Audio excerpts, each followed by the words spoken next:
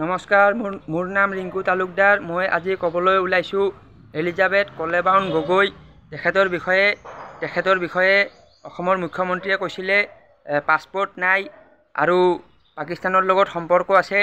এইবোৰ কথা ওলাইছিল, খুব হৈচৈ হৈছিল, চাৰিওফালে তোলপাল লাগিছিল, একদম সংবাদ মাধ্যমত সেইটো বাতৰি বাজি আছিলে। কিছুদিনৰ পৰা দেখিবলৈ পাইছোঁ সেইটো বাতৰি নাইকিয়া হ'ল।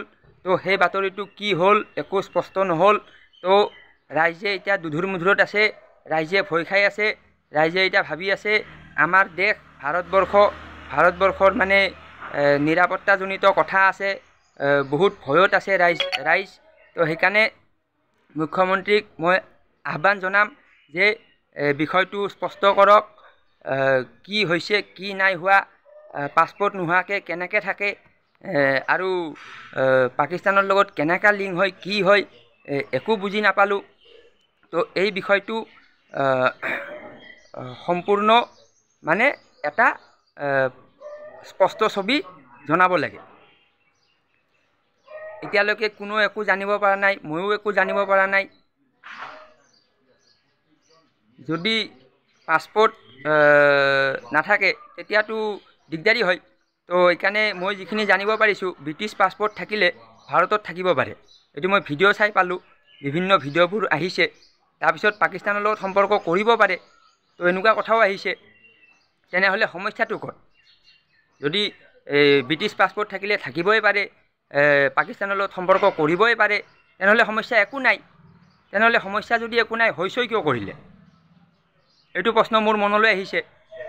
তেতিয়া মই উত্তৰটো বিচাৰি পালোঁ যে হৈচৈ কৰাটো হ'ল মানে এটা প্ৰপাগাণ্ডা, মানে এটা মানে উদ্দেশ্য। সেই উদ্দেশ্যজনিত কাৰণত হৈচৈ লগায়। উদ্দেশ্যটো কি? উদ্দেশ্যটো হ'ল কি মানে বদনামী কৰিব লাগে। তো মানুহ এজনক বদনামী কৰাটো উচিত নহয়। যদি উপযুক্ত তথ্য প্ৰমাণ থাকে তেতিয়া বদনামী কৰিব লাগে, যদি নাথাকে তেতিয়া কৰিব নালাগে। কাৰণ সেই ব্যক্তিজনে মানসিক হাৰাশাস্তি পায়। এতিয়া এলিজাবেথ কলেবাউন গগৈ তেওঁ মানসিক অশান্তি পাইছে। তেওঁ ভাবিছে এতিয়া অসমৰ মানুহবোৰে মোক মানে এনেকৈ সন্দেহ কৰিছে। তেওঁতো জানে তেওঁৰ একো নাই, আৰু এইটো ভাৰত চৰকাৰেও জানে একো নাই। যদি কিবা থাকিল হয় তেতিয়াতো ডাইৰেক্ট ধৰিলে হয়। কাৰণ তেওঁ হ'ল কি অপজিশ্যনৰ MP, অপজিট পাৰ্টিৰ MPক ধৰাটো সৰু কথা। MPৰ ৱাইফক ধৰাটো সৰু কথা। পাৱাৰত নাই নহয়, ডাইৰেক্ট উঠাই দিব পাৰে। উঠাই দিব পৰা নাই কিয়? তাৰমানে একো উপযুক্ত কাৰণ নাই, সেইকাৰণে উঠাব পৰা নাই। তো এইবোৰ কথা মানুহে তেতিয়াহে বিশ্লেষণ কৰিব পাৰে যেতিয়া মানে অধ্যয়ন থাকে, যেতিয়া মানে ষ্টাডি থাকে, যেতিয়া মানে বিষয়বস্তুৰ ওপৰত জ্ঞান থাকে।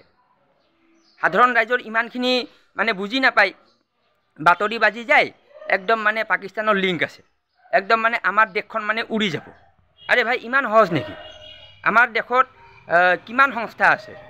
আৰ্মি আছে, CRP আছে, BSF আছে, আৰু কিবা কিবি এফ আছে, তাৰপিছত CID আছে, IB আছে, CBI আছে, কিমান সংস্থা আছে, টপ লেভেলত আছে।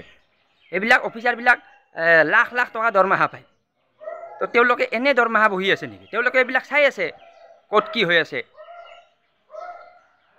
তো এইকাৰণে ইমান মানে হৈচৈ কৰা প্ৰয়োজন নাই, তথাপি কৰে। কাৰণ কিয়? তাৰ মানে এটা উদ্দেশ্য নিহিত হৈ থাকে। সেই উদ্দেশ্যটোতো মানুহে ফটককৈ বুজি নাপায়।